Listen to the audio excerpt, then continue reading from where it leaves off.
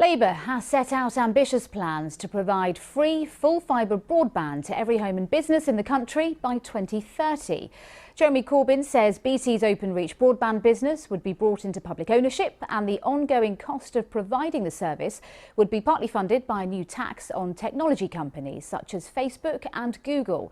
Boris Johnson has dismissed the proposal as a crazed communist scheme. Here's our political editor, Laura Kuhnsberg.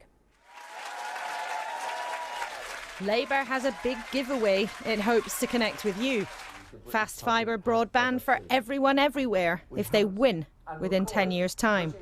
Another big intervention in the market. Another expensive job for the state. Labour's money man is adding the internet to rail, water, energy and the mail he'd like to take into public hands. The way that we'll do it is if we're putting that scale of public money in, taxpayers' money in, we want to ensure actually we own it as well, and that means bringing parts of BT into public ownership. It's another big nationalisation, though, with a big price tag. Yep, and what we'll do in the normal way is first of all we'll issue bonds for shares, and what we're doing is we're introducing a new tax. The ones that gain their incomes from the internet, the Apples, the Googles and the Amazons of this world, and in that way we'll pay for the day-to-day costs. Whether you look at free broadband, free university fees, renationalisations, why should wealthy people in this country be entitled to free things? Because we believe we need a more equal society. And you know, the best way of getting that benefit to everyone is to make sure you don't have hurdles like means testing and other matters. This is hard-nosed economics. If we do not get on and do this, we already are falling behind our global competitors, and we will fall behind even further. Our future generations will not forgive us. Your critics, John McDonnell, might say, though, you're just addicted to spending other people's money. Not at all. Other countries are having these visions, and we're not. We're being held back. If we don't do this, we'll be held back even further. Both of the main party leaders were on the stump in Lancashire today. Time's in, guys. Both stage managing the campaign, both battle buses now on the road. But the approach Boris Johnson's pursuing on the economy is very different. Can you all hear me? £5 billion to subsidise expanding broadband. A huge programme of investment in our roads, in telecoms, gigabit broadband, unlike the crazed communist scheme that was outlined earlier on today. We will give people gigabit broadband by 2025. With the quality of broadband achingly different in different corners of the country, it matters in this campaign. Scotland is ahead of the UK in terms of our current performance in many respects, the improvements we've seen in broadband availability recently, but also in the scale of our ambitions. I've been to about 30 constituencies so far. 30 down, many more to go. Perhaps more dramatic plans too. Yes, this is the third one, come on. But this time round, with these leaders and these parties, in this election, you cannot say they're all the same. Bye everybody, see you again. Laura Kuhnsberg, BBC News.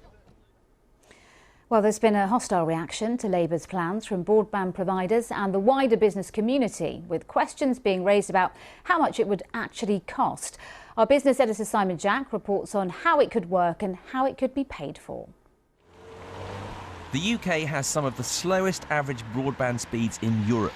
It even trails Madagascar, making life difficult for the people and businesses closer to home in Rocklands, Norfolk. We have trouble running the business. Sometimes the card machine, which is linked to the internet, is a problem. I was in Spain for 20 years and I lived in the most rural part of Spain that you can imagine. My internet speed was 100. I came here to Rocklands and my internet speed was 1. If you've got families, everybody comes home from school, all the homework's done online now, you know, it makes it really, really tricky. Children are not able to do their homework, people are not able to work from home. The average household broadband bill is £30 a month. Labour would make it totally free, but not to the taxpayer, who Labour estimate would pay £20 billion. But the Independent National Infrastructure Commission estimate it would cost £34 billion. So why is it so expensive? Well, at the moment, most of us get our broadband through a fibre optic cable, which then links to these old green cabinets where the existing, slower copper network then takes over to do that last mile into our homes and businesses. Replacing all of that with individual fibre to every single property is something only 8% of the country enjoys at the moment. Doing the other 92 is one heck of a job. Openreach, BT's broadband division, has 32,000 employees and sells its services to other operators like Virgin Media and TalkTalk. If BT broadband will be free, other companies won't be able to compete, while taxing US companies to help pay for it risks putting them off Britain. Clearly, everyone would like to have things for free.